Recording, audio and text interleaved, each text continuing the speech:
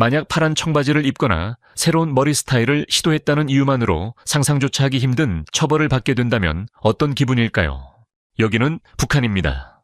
옷차림부터 인터넷 사용까지 삶의 모든 부분이 철저하게 통제되는 곳이며 매년 수백 명이 모든 것을 걸고 탈출을 시도합니다.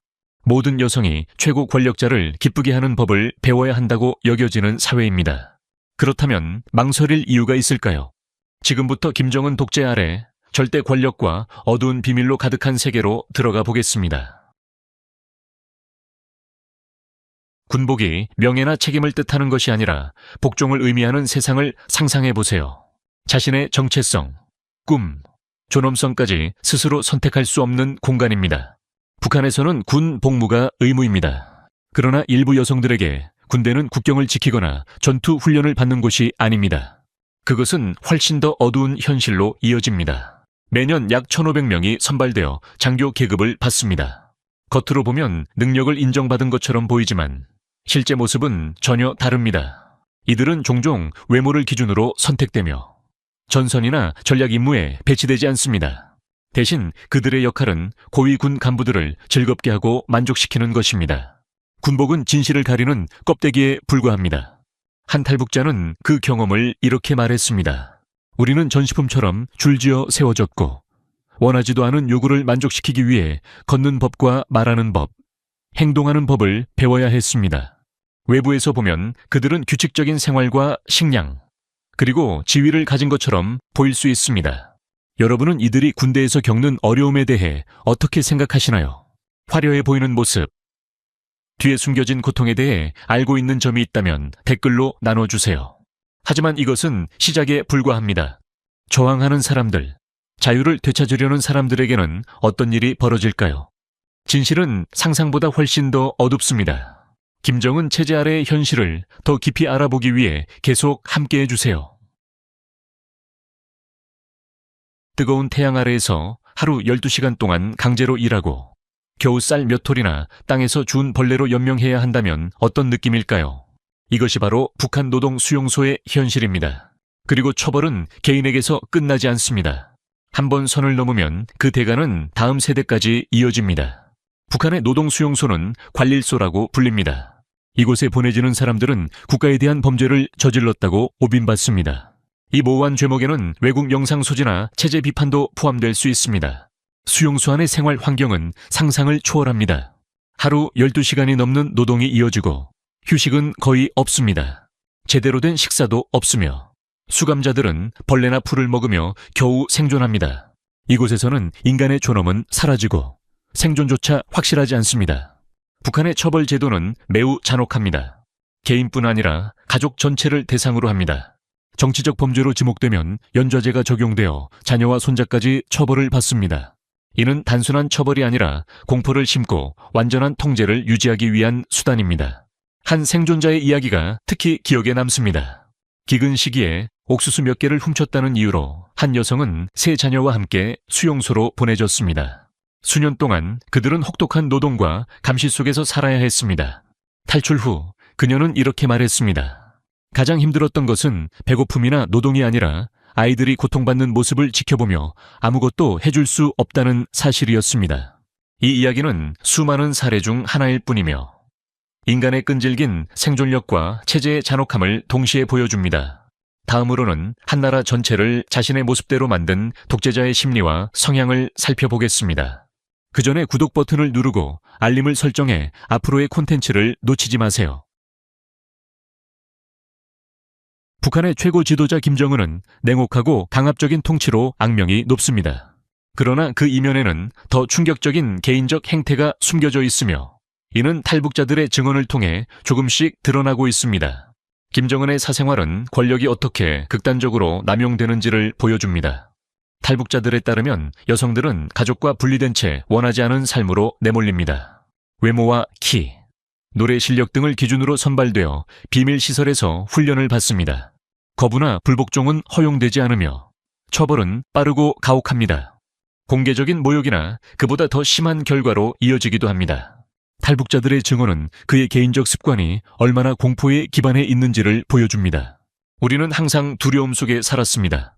선발 이야기가 들릴 때마다 어머니는 저를 숨겼습니다. 만약 끌려가면 다시 돌아오지 못할 거라는 걸 알고 있었기 때문입니다. 이러한 증언들은 김정은 체제 아래에서 기본적인 권리조차 지도자의 개인적 욕망을 위해 무시되는 현실을 드러냅니다.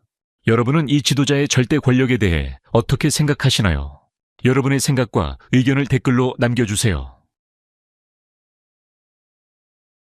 여러분은 타이핑하는 모든 글자와 방문하는 모든 사이트, 듣는 음악까지 정부가 감시하는 나라가 아직 존재한다고 믿으시나요? 북한에서는 사생활이 사치가 아니라 아예 존재하지 않는 개념입니다. 하루의 시작부터 끝까지 누군가는 여러분을 지켜보고 있습니다. 북한에서는 컴퓨터를 소유하는 것조차 정부의 허가가 필요합니다. 그리고 그 허가는 대가가 따릅니다. 모든 키 입력과 행동이 국가에 의해 감시됩니다. 소셜미디어나 온라인 영상을 보는 것은 상상할 수 없으며 인터넷은 정부가 허용한 내부망으로만 제한됩니다. 이 내부망은 광명이라고 불리며 겉보기에는 현대적인 시스템처럼 보이지만 실제로는 선전 도구에 불과합니다. 이용자들은 김정은을 찬양하는 글이나 체제 이념을 강조하는 자료만 볼 수 있습니다. 이는 세계 많은 사람들이 누리는 기술적 자유와는 거리가 멉니다. 이 규제를 어기면 처벌은 매우 무겁습니다. 외국 영상에 접근하거나 영화나 음악이 담긴 저장 장치를 소지한 것이 적발되면 수감되거나 더 심한 결과를 맞을 수 있습니다. 탈북자들은 기기에 심어진 감시 프로그램을 통해 사적인 활동까지 감시한다고 말합니다. 일부 주민들은 외국 영화, 디스크를 땅속에 묻어 숨기기도 합니다. 감시는 컴퓨터에만 그치지 않습니다. 일상생활에서도 사람들은 항상 감시받습니다. 거리에는 밀고자가 있고 이웃 감시 조직이 집을 수시로 검사합니다. 음식 배급이나 지도자에 대한 가벼운 불만 한마디도 감옥으로 이어질 수 있습니다. 머리 스타일이나 청바지 색깔이 운명을 결정한다면 어떨까요? 이 나라의 정부는 통제와 우스꽝스러움의 경계를 흐리는 규칙들을 강요합니다. 북한에서는 개인의 표현이 철저히 금지됩니다. 남성은 16가지, 여성은 28가지 중에서만 머리 스타일을 선택해야 합니다. 아이러니하게도 김정은의 머리 스타일은 다른 누구도 할 수 없습니다. 파란 청바지도 문제가 됩니다. 북한에서 데님은 단순한 옷감이 아니라 서구 제국주의의 상징으로 여겨집니다. 미국에서 유행했던 파란 청바지는 완전히 금지되어 있습니다.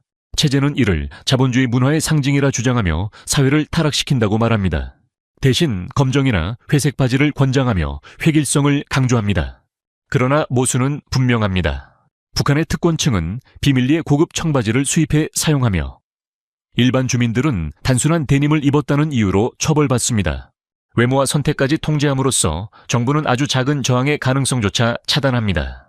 서구 문화라며 청바지를 금지하는 정부가 정작 최고위층에게는 서구 기술과 사치를 허용합니다.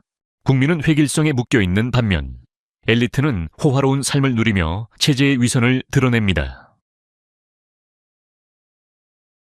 북한에서는 정부가 경제 전반을 철저하게 통제합니다. 물건은 자유롭게 사고 팔 수 없으며 모든 물자는 국가가 관리하는 유통체계를 통해 배급됩니다. 쌀이든 비누든 겨울 외투든 무엇이 공급되는지와 가격, 그리고 누가 받을 수 있는지까지 모두 국가가 결정합니다. 일반 주민들에게 이는 기본적인 생필품조차 항상 부족하다는 뜻입니다. 마을에는 물자가 불규칙하게 들어오고 사람들은 하루를 버티기 위해 암시장에서 비싼 값을 치르고 물건을 사야 합니다. 농민들은 수확한 농작물을 시장 가격보다 훨씬 낮은 값에 국가에 넘겨야 하며 그 결과 가족을 먹여 살리기에도 부족한 양만 남게 됩니다. 반면 평양의 특권층은 수입 식품을 즐기며 살아가고 이러한 모습은 권력층과 일반 주민 사이의 깊은 격차를 더욱 분명하게 보여줍니다. 2023년 유엔 보고서에 따르면 북한 인구의 40% 이상이 식량 불안을 겪고 있으며 이는 충분하고 영양가 있는 음식을 안정적으로 구하지 못한다는 의미입니다. 그럼에도 불구하고 정권은 주민의 기본적인 필요보다 군사사업과 대규모 행사에 더 많은 자원을 사용합니다. 이론적으로 북한 헌법은 종교의 자유를 보장한다고 명시되어 있습니다. 그러나 실제로는 김씨 일가 외에 어떤 대상에 대한 신앙도 반역으로 간주됩니다. 교회와 사원, 절이 존재하기는 하지만 이곳들은 예배 장소라기보다 국가 선전 도구로 기능합니다. 정부가 허가한 종교 행사에 참석하는 것은 신과의 연결을 의미하지 않습니다. 그것은 체제에 대한 충성을 보여주는 행위입니다.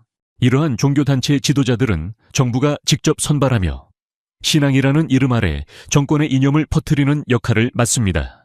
특히 기독교는 서방 국가와의 연관성 때문에 위협으로 여겨집니다. 2024 년 오픈도어스 세계 박해 지수에 따르면 북한은 여전히 전 세계에서 기독교인에게 가장 위험한 나라로 꼽히며 비밀리에 신앙 활동을 하다 적발될 경우 가혹한 처벌을 받습니다. 정권이 왜 경제와 신앙 모두를 이처럼 철저히 통제할까요? 그 이유는 권력에 있습니다. 자원을 독점함으로써 사람들은 생존을 국가에 의존하게 됩니다. 그리고 다른 사상과 믿음을 제거함으로써 김씨 일가의 지위를 절대적인 권위로 굳힙니다. 이러한 조치는 단순한 질서 유지가 아니라 개인성을 지우는 과정입니다. 무엇을 먹고 입을지, 무엇을 믿을지조차 선택할 수 없다면 그 삶은 온전히 체제에 속하게 됩니다. 북한에서 많은 사람들에게 자유에 대한 꿈은 멀리 빛나는 별과 같습니다. 아름답지만 손에 닿지 않을 것처럼 느껴집니다. 매년 수백 명이 모든 것을 걸고 탈출을 시도합니다. 그러나 도망을 선택한 이들이 치르는 대가는 개인의 희생에 그치지 않고 남겨진 가족에게까지 이어집니다. 자유를 향한 여정은 쉽게 이해할 수 없는 선택에서 시작됩니다. 북한을 떠난다는 것은 단순히 국경을 넘는 일이 아니라 가족이 자신의 선택으로 인해 정권의 보복을 받게 될 것임을 알면서 과거와 단절하는 일입니다. 한 전직 군인은 2023년 자신의 탈출 경험을 전했습니다. 수년간 체제의 현실을 목격한 그는 밤을 틈타 삼엄하게 경비된 비무장지대를 넘었습니다. 생존은 운과 수개월에 걸친 치밀한 준비에 달려 있었습니다. 마침내 한국에 도착했을 때 그의 안도감은 기쁨과 슬픔이 뒤섞인 감정이었습니다. 탈출이 성공할 때마다 정권은 탈북자의 가족을 겨냥한 새로운 조치를 시행합니다. 연좌제로 알려진 이 정책은 탈출을 시도하려는 사람들을 막기 위한 수단입니다. 가족들은 조사를 받고 종종 비인간적인 환경의 노동 수용소로 보내집니다. 탈출에 성공한 이후에도 공포는 사라지지 않습니다. 일부 경우 북한 요원들이 중국과 같은 주변 국가에서 탈북자를 추적해 붙잡아 강제로 송환하기도 합니다. 탈북자들은 탈출을 시도하다 붙잡힌 사람들에게 가해지는 처벌에 대한 이야기를 전합니다. 이 공포는 자유를 얻은 뒤에도 새로운 삶을 시작하지 못하게 만드는 족쇄가 됩니다. 자유에 도달한 사람들에게 험난한 여정은 끝났을지 몰라도 마음의 상처는 평생 남습니다. 사랑하는 사람을 두고 떠났다는 죄책감과 다시 잡혀갈지 모른다는 두려움은 계속됩니다. 자유는 아름답지만 그 대가는 결코 가볍지 않습니다. 그리고 그 대가를 치른 사람들의 기억은 깊이 새겨진 채 사라지지 않습니다. 상상조차 힘든 생존의 싸움 속에서 수만 명의 북한 주민들이 고향을 떠나기로 결심했습니다. 이 용감한 탈북자들은 정권의 감시를 피해 주로 밤을 이용해 움직입니다. 이 여정은 보통 북한과 중국을 가르는 약 1334km의 국경에서 시작됩니다.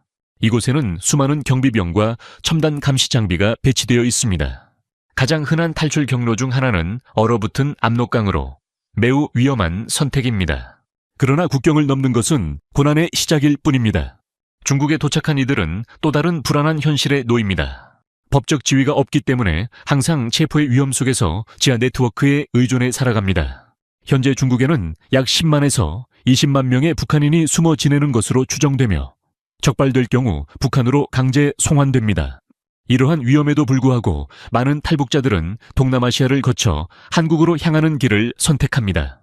중개인을 통해 이동하는 데 드는 비용은 대략 2,200달러에서 3,700달러에 이릅니다.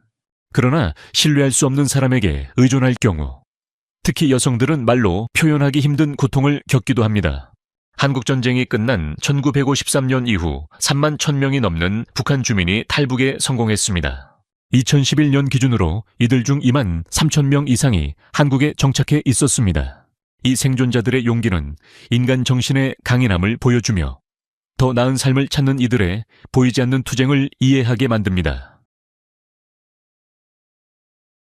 신비로움과 광범위한 빈곤으로 알려진 나라에서 돈주라고 불리는 소수의 강력한 부유층이 새로운 엘리트로 등장했습니다.